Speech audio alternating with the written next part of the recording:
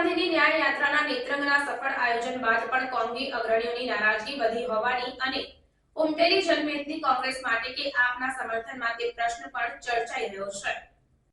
ભરૂચ લોકસભા બેઠક સમગ્ર દેશમાં ચર્ચાનું કેન્દ્ર બની છે। ભરૂચ બેઠક કોંગ્રેસે ગઠબંધનમાં આપને આપી દેતા ભરૂચ કોંગ્રેસમાં વિરોધના સૂર ઉઠ્યા હતા।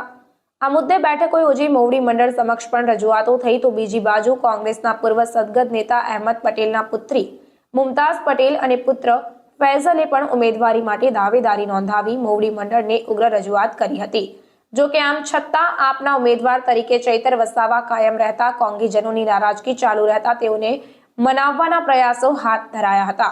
તે દરમિયાન રાહુલ ગાંધીની ભારત જોડો ન્યાય યાત્રા ભરૂચ બેઠકના એપી સેન્ટર સમા નેત્રંગમાં આવી પહોંચતા કોંગી ભરૂચ જિલ્લા કોંગ્રેસ દ્વારા ભવ્ય આયોજન કરવા સાથે વિશાળ જનમેદની ઉમટી હતી, જે કોંગ્રેસ માટે ઉત્સાહજનક હતી। તો બીજી બાજુ આપના ઉમેદવાર ચૈતર વસાવા સહિત પ્રદેશ અગ્રણી ગોપાલ ઇટાલિયા સહિત અન્ય અગ્રણીઓ અને કાર્યકરો પણ ઉત્સાહભેર ન્યાય યાત્રામાં સામેલ થયા હતા।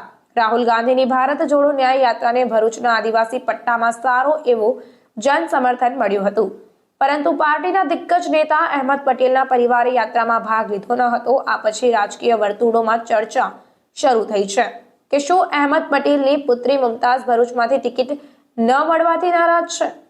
હવે યાત્રા દરમિયાન મુમતાઝ પટેલ અને તેના ભાઈ ફૈઝલ પટેલની ગેરહાજરીથી પરિવારજનો નારાજ થયા હોવાની અટકળો રહેલી છે। આ ઉપરાંત કોંગ્રેસના જ કેટલાક નારાજ આગેવાનોની પણ ઉપસ્થિતિ ન જોવા મળી। તો બીજી બાજુ રાહુલ ગાંધીની ગાડીમાં ચૈતર વસાવાને સ્થાન જરૂર મળ્યું, પરંતુ રાહુલ ગાંધીએ એક પણ વાર ચૈતર વસાવાને જીતાડવાની અપીલ તેમના ભાષણમાં ન કરી કે ચૈતર વસાવાને જનમેદનીને સંબોધવાની પણ તક ન અપાઈ।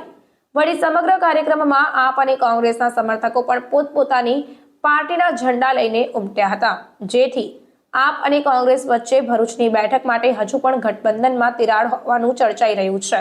તો રાહુલની ન્યાય યાત્રાને મળેલ જન સમર્થનથી કોંગી અગ્રણીઓ પુનઃ આ મુદ્દે તેઓની નારાજગી મોવડી મંડળ સમક્ષ રજૂ કરે તેમ લાગી રહ્યું છે।